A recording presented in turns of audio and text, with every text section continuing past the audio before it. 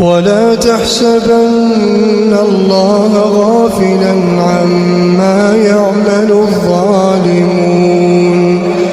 إنما يؤخرهم ليوم تشخص فيه الأبصار مهطعين مقنعي رؤوسهم لا يرتد إليهم طرفهم